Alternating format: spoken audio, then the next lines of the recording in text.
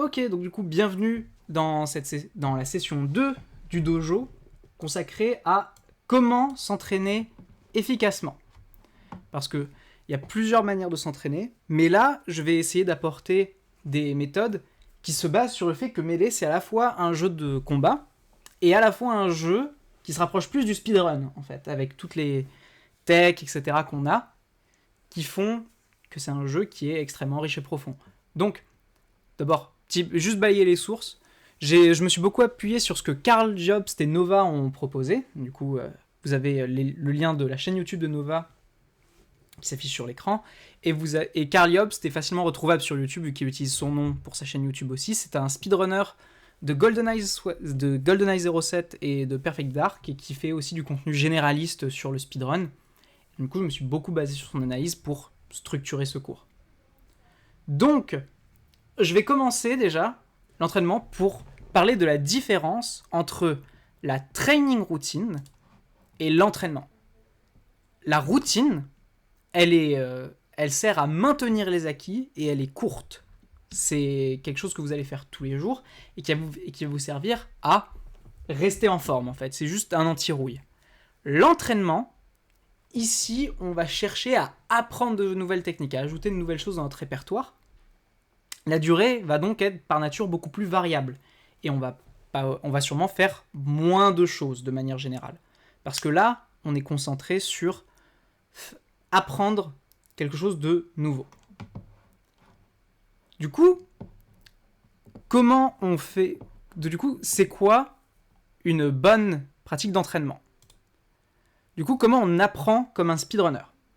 Alors en fait, si on a trouvé les techniques, je suppose que vous connaissez les techniques que vous voulez apprendre, parce qu'elles sont mises quelque part, comme par exemple dans le document training routine qui est linké dans le Discord et dans la description de la vidéo. Mais une fois que vous avez les techniques que vous voulez apprendre, il y a pas mal de tips pour les apprendre. Éliminer les temps morts pendant l'entraînement. C'est extrêmement simple. Vous allez valoriser le plus de temps possible dans votre temps d'entraînement. Et si pendant vos 20 minutes d'entraînement sur une technique, vous en utilisez 10 à respawner parce que c'est un ledge dash parfait et que vous mourrez à chaque fois que vous faites la technique, ça va être beaucoup moins efficace. Donc du coup, utilisez des save states comme dans Uncle Punch ou 2000X en fonction de ce que vous utilisez pour limiter au maximum ces temps morts. Ensuite, il faut être constant sur les sessions de pratique. Par constant, je veux dire que dans l'absolu, être quotidien sur une session d'entraînement, c'est ce qui se fait de mieux. Tous les jours, une session d'entraînement, c'est ce qu'il y a de plus rapide pour apprendre de nouvelles techniques. Après, constant, ça ne veut pas dire quotidien. Du coup, si vous le faites une fois tous les 2 jours, il y a une constance. Mais le faire le plus souvent possible à intervalles réguliers. Il faut privilégier les sessions courtes et fréquentes. Une grosse session de 3 heures, ça va être moins efficace pour vous faire apprendre un concept qu'une session plus courte de 1 heure, que vous répétez sur plusieurs jours. Parce que c'est grâce à un concept qu'on verra un tout petit peu plus tard dans les tips ici, mais les sessions courtes et fréquentes, c'est vraiment les choses les plus efficaces pour apprendre quelque chose via la répétition. Ensuite, il est mieux d'apprendre plusieurs techniques en une seule session. Parce que passer 3 heures sur une seule technique, la répétition a des retours qui diminuent. Qui diminuent à chaque fois que vous faites des répétitions. Après un moment, ça devient beaucoup moins efficace. Donc avoir plusieurs techniques à implémenter pendant votre entraînement, ça va vous rendre tout de suite beaucoup plus rapide. Et enfin, le tips final, celui qui est vraiment qui sous-tend une bonne organisation de tout le reste, le sommeil. Et je sais que c'est dur, je sais que c'est difficile à croire, mais le sommeil, c'est vraiment la clé de voûte d'un bon apprentissage, que ce soit manuel ou intellectuel, parce que dans votre sommeil, votre cerveau va consolider toutes les connaissances que vous avez apprises, et en gros tout écrire, et en gros tout passer de votre mémoire flash à votre disque dur. Et donc du coup, c'est beaucoup plus facile d'engrainer des mouvements, d'engrainer des manières de penser, si vous avez une bonne nuit de sommeil derrière. La quantité de sommeil que vous recevez et la qualité du sommeil que vous avez est directement corrélée à votre apprentissage.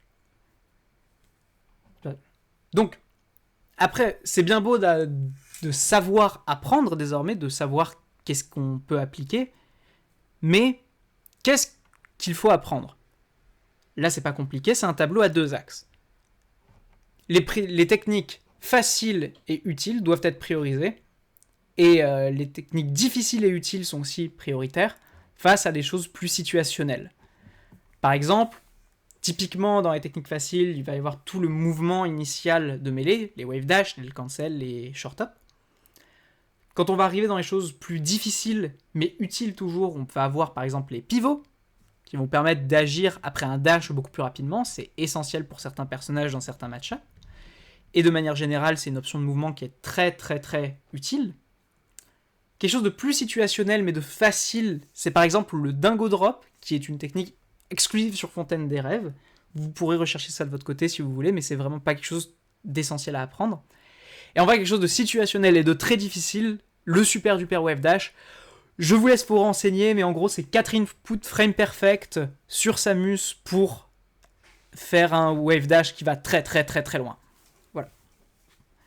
C'est très peu utile, mais c'est très fun à faire si vous êtes dans cet état d'esprit. Du coup, priorisez tout ce qui va être dans le cadran supérieur gauche.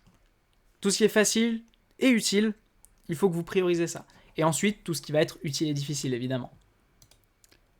Du coup, on a les techniques, on a les remarques. Comment on va structurer notre session de practice ? Ici, j'ai structuré la session en fonction de... J'ai 1 heure par jour à attribuer à l'entraînement. Donc, comment je gère cet entraînement ? Je prends 3 techs, je prends 20 minutes par tech, et si vous avez plus de 1 heure, etc., il ne faut pas passer plus d'1 heure d'affilée sur une tech. Et une fois que vous avez le niveau et que vous maîtrisez la technique, que vous avez atteint la compétence sur la technique, vous la changez pour une nouvelle technique dans votre entraînement. Parce qu'une fois que vous l'avez acquis, vous avez fait le plus dur, et après, ça va être une histoire de maintien. Et le maintien, justement, ça peut passer par la training routine. Du coup, comment on la structure ? Alors là, c'est un gros mur de texte, mais restez avec moi. Du coup, il y en a certaines techniques qui s'entretiennent toutes seules, si vous jouez régulièrement. Par exemple, si vous savez wave dash, ça va rester très facilement parce que c'est une technique que vous utilisez tout le temps, si vous jouez régulièrement. Et ensuite, quand ça va être une technique plus difficile, vous allez avoir besoin d'entretien actif. Les pivots, c'est frame perfect. C'est quelque chose que vous devez continuer d'entraîner à la main, en fait, d'intégrer ça dans votre training routine. Donc, qu'est-ce que vous faites avec la training routine ? Votre but, c'est d'intégrer des techs qui doivent être activement entraînés. Ça varie de si vous êtes un débutant ou quelqu'un de plus confirmé. Un débutant peut avoir besoin d'avoir les L-cancel dans la training routine, mais quelqu'un de plus confirmé va avoir des techniques plus difficiles. Par exemple, s'entraîner à faire des ledge dash parfaits, ça rentre dans la catégorie. Les pivots, comme j'ai dit, etc. Du coup, pour chaque tech dans la training routine, il faut que vous trouviez aussi un challenge approprié. Typiquement, réussir la technique X fois de suite, c'est ce que je conseillerais. Le 10 fois de suite, c'est un bon objectif pour commencer. Et ensuite, si vous atteignez cet objectif, vous aurez quelque chose de solide. Et après, vous pouvez monter à 20, 15, en fonction de si vous voulez continuer de grinder cette tech. Du coup, la training routine, oui, c'est court, une training routine. La durée totale, c'est 15 minutes. Parce que le but vraiment de la training routine, contrairement à l'entraînement où on vous demande d'être constant, la training routine demande d'être quotidien. C'est votre anti-rouille. Tous les jours, votre training routine, vous prenez vos 15 minutes, que vous littéralement rien à foutre de ta dépression, vous prenez vos 15 minutes pour faire votre training routine, pour garder vos techniques fraîches. Donc, c'est pour ça que ça doit rester court. C'est parce que comme ça, vous pouvez la faire tous les jours sans problème. Le but aussi d'avoir les challenges sur vos techs, c'est de pouvoir les noter dans le temps. Par exemple, je réussis mes pivots très rarement. Je vais traquer le nombre que je réussis. Mon but, c'est d'en faire 10 à la suite. Donc, je m'entraîne. Jour 1, j'en fais 3 à la suite. Jour 2, 4, etc. Et vous allez voir que ça va fluctuer, mais généralement, ça va aussi monter dans le temps. Donc, du coup, ça va vous donner un petit boost de motivation. Et enfin, pour la training routine, terminez toujours avec quelque chose de fun. Mettez des exercices. L'exercice où il faut taper les œufs dans Ankle Punch. C'est un très bon exercice pour votre mouvement en général. Et c'est juste fun d'augmenter ce score de jour en jour aussi. Au passage, sur votre training routine, vous allez faire aussi évoluer les techniques. Si vous êtes vraiment à l'aise avec une technique, au bout d'un moment, elle va sortir de votre training routine et elle va juste être entraînée par votre jeu, en fait. Par exemple, si vous étiez vraiment très très fort pour faire des ledge dash parfaits et que vous utilisez ça en match tout le temps, vous pouvez un peu la lâcher pour votre training routine. Votre training routine aussi, les exercices, vous pouvez mettre autant de tech que vous voulez, mais ayez des exercices courts et concentrés. Quelque chose comme 3-4 minutes sur une technique, ça peut être bien. Mais rappelez-vous, ça ne dépasse pas 15 minutes. Du coup, utilisez ce budget temps intelligemment. Et bien entendu, faites les challenges pour voir si justement, si vous atteignez vos objectifs. Ok, c'est bien beau tout ça, mais avec la training routine, avec l'entraînement, comment on fait justement pour ajuster cet entraînement pour qu'il soit le plus efficace possible? Et bien, Carl Jobst propose la règle du 50-50. La règle du 50-50, elle dit que si tu dois réussir une action frame perfect et que tu l'as réussi dans 80% des cas, les 20% restants qui devraient être répartis équitablement entre le trop tôt et le trop tard. Si tu dois faire un input à un moment X précis, le hasard fait que ce sera distribué, que le centre sera au moment précis où tu dois appuyer, et le reste, à 50%, ce sera trop tard, et 50% sera trop tôt. S'il y a un déséquilibre, par exemple, si vous appuyez beaucoup plus trop tard que trop tôt, vous devez réajuster. Vous devez réajuster. Mais justement, on va voir comment réajuster juste après.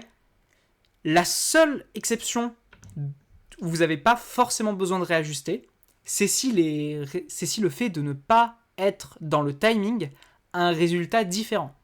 Par exemple, si vous faites votre input de wave dash, qui est saut et air dodge, si vous êtes en retard, si vous n'êtes pas frame perfect pour faire votre wave dash, vous faites quand même un wave dash, mais un wave dash frame 2, frame 3, frame 4.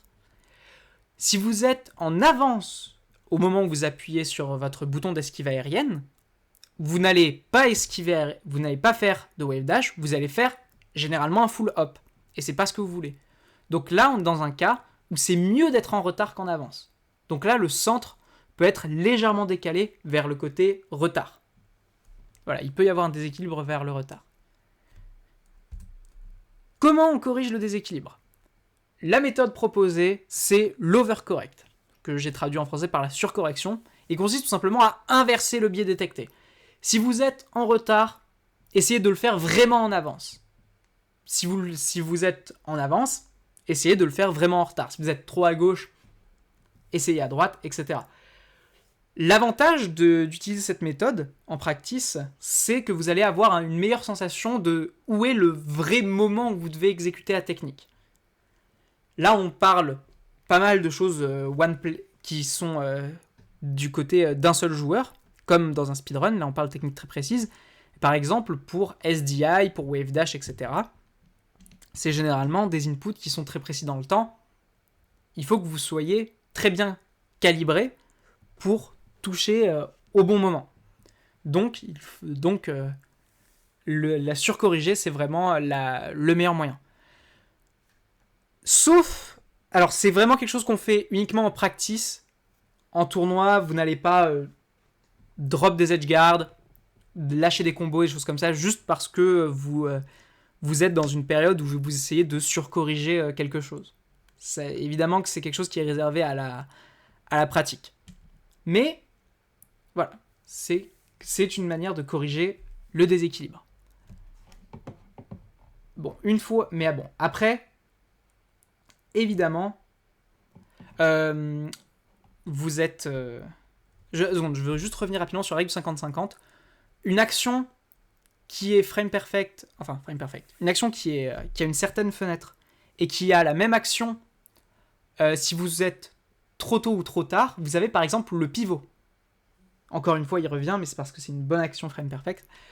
Si vous faites votre input après que une frame trop tôt, votre personnage va dash back.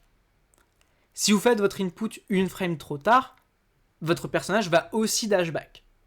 Donc là, c'est un cas dans lequel être en avance et en retard, c'est la même chose. Et donc du coup, je vais terminer en parlant du mindset quand vous êtes en apprentissage. Le but principal, c'est de lutter contre la frustration. Donc, il ne faut jamais partir en session d'entraînement avec des attentes. Vous n'allez pas forcément maîtriser la technique sur cette session-là, ou ni la suivante, etc. Vous allez aller à forcément votre rythme. Tous les conseils qu'on va vous donner, ça va être dans le but que vous alliez le plus vite possible, mais vous allez bien évidemment aller à votre rythme, et ça va dépendre de plein de facteurs. Ça va dépendre de votre sommeil, ça va dépendre de votre activité, ça va dépendre de si vous êtes stressé, si vous avez bien mangé. Il y a plein de choses qui peuvent changer comment vous allez performer dans votre apprentissage, et c'est normal. Le but, c'est d'avoir confiance dans le processus, et vous apprendrez les techniques, justement. Peut-être moins vite que d'autres gens, mais vous finirez par les maîtriser, et pouvoir les intégrer à votre jeu. Voilà. Fin de la session. C'est le moment des questions. Est-ce que vous avez des questions ?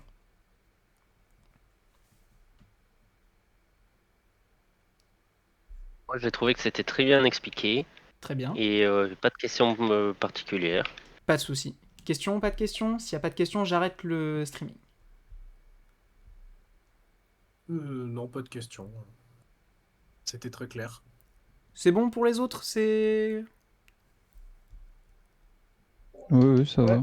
Parfait. Ok, donc du coup, je coupe le recording. Pas de devoir particulier à la fin de cette session pour ceux qui nous regardent sur YouTube. Juste structurez votre training routine et lancez-vous dans l'apprentissage de 3 nouvelles techs que vous ne maîtrisez pas encore. De préférence des techs utiles. Et voilà, et en suivant la structure qui vous a été proposée ici. Et n'hésitez pas, si vous avez des questions, posez-les dans les commentaires, envoyez un message, rejoignez le Discord, et à très vite dans une nouvelle session du dojo.